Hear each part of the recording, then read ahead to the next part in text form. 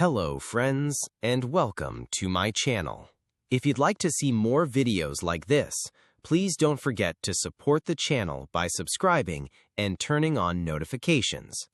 Today, we're going to examine a rather unsettling idea, a suspicion that may have always existed in the depths of your mind, but one you could never quite name. It's the idea that we are inside a game. But this isn't the computer simulation theory that Elon Musk talks about.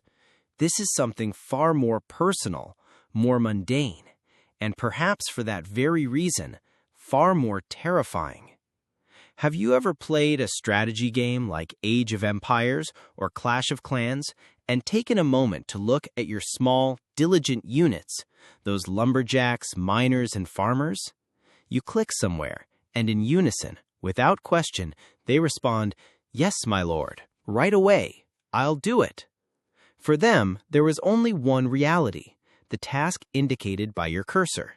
They wake up in the morning, go to the same mine, cut down the same tree, and return to the same hut in the evening.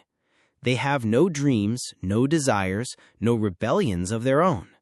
They are programmed beings that exist for the purpose of the game. In other words, they are NPCs, non-player characters. Now, stop for a moment and look at your own life. You wake up to an alarm clock, travel the same roads to your resource gathering center, also known as your job. You perform the tasks given to you until evening. Exhausted, you return to your barracks, your home. You rest a little, entertain yourself a little, and the next day you begin the same cycle all over again. In social settings, when someone asks, "How are you?" you reply almost robotically, without thinking, "I'm fine, how are you?" You feel happy when you get a promotion, sad when you're laid off, just like an NPC becomes more efficient with an upgrade or is deleted from the game when destroyed in an attack. Doesn't this analogy feel a bit too familiar, a bit too unsettling? This is our provocative question for tonight. What if we, without realizing it, are the diligent, obedient NPCs in a massive strategy game? And if so, the real question is this: who is controlling us? Who is the hand in the sky holding the mouse? Analysis 1. Who is the player? The hunt for the hand in the sky. The first and simplest answers to this question are usually conspiracy theories. A secret elite, the Illuminati, a global family. They are the players who manage the world like a chessboard, moving the pawns, us, as they please. This is an attractive idea because it gives us a tangible enemy, a player to blame. But the truth, I believe, is far more complex and far more insidious. Because the player is not a single person or group, the player is the invisible abstract systems that we have built with our own hands and which now control us all. Player 1, the market. What Adam Smith called the invisible hand is perhaps the most powerful player. It decides which profession is valuable, how much our salary will be, and which products we should desire. While we think we are choosing our careers with our free will, we are actually obeying the market's command. I need more software developers right now. Pull those peasants from the mines and send them to a coding camp. When we see an advertisement for a product, we think we desire it. But in reality, the player has just given us a new quest to spend our resources in that direction. The market is a cold, rational player with no emotions, no morals, whose only objectives are efficiency and growth. Player 2, culture and society. Another player controlling us is the program written by the culture we are born into. When you ask yourself, what is success? The image that appears in your mind, a good school, a secure job, marriage, a house, a car, children. Is this your original dream, or is it a tech tree that has been installed in you for generations? We tried to level up by following the paths everyone else takes. Trying a different path is like venturing into an unknown area of the map covered by the fog of war, and this is usually punished by the system. Culture is an invisible programmer that keeps us on designated paths. The algorithms.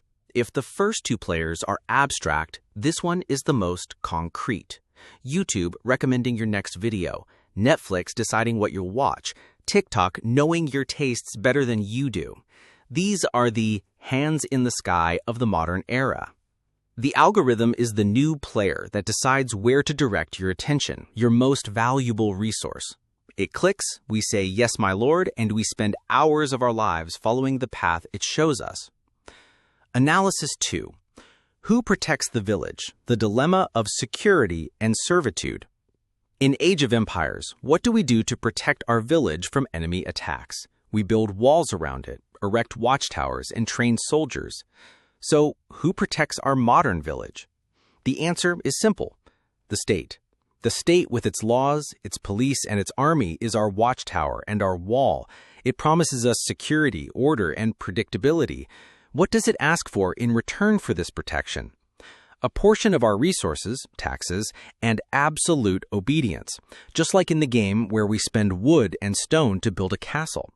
This is the social contract that Thomas Hobbes called the Leviathan, a trade-off, security in exchange for chaos.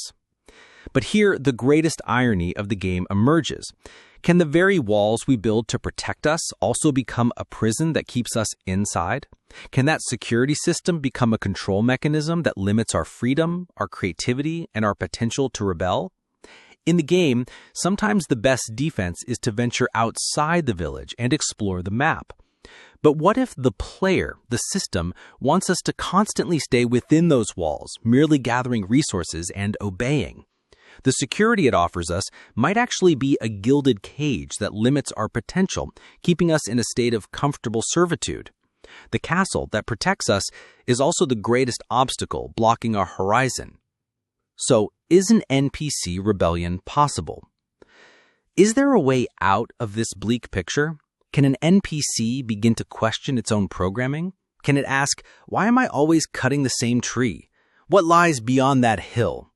Perhaps the very definition of being human is precisely this. We may be programmed. There may be invisible players controlling us, but we have one difference from other NPCs. We have the potential to notice the rules of the game, to read our own code, and perhaps to rewrite it. Weren't all the revolutionaries, scientists, artists, and philosophers in history actually glitches, system errors who dared to step outside the game's script? The first human who, while everyone else was going to the mine, asked, "I wonder if I can melt these stones and make iron," started an NPC rebellion. The explorer who, while everyone believed the world was flat, whispered, "What if it's round?" dared to uncover the unknown parts of the map. Perhaps life is a journey that begins as an NPC and moves towards becoming the player. Perhaps our real task is not to carry out the given quests without question, but to realize who is holding the mouse and one day to take that mouse into our own hands. So, what are your thoughts on this? In your own life, in which moments have you realized you were acting like an NPC? Which player do you think is the most powerful in controlling you? And most importantly, what do we need to step outside those walls to refuse that command? Let's discuss it in the comments.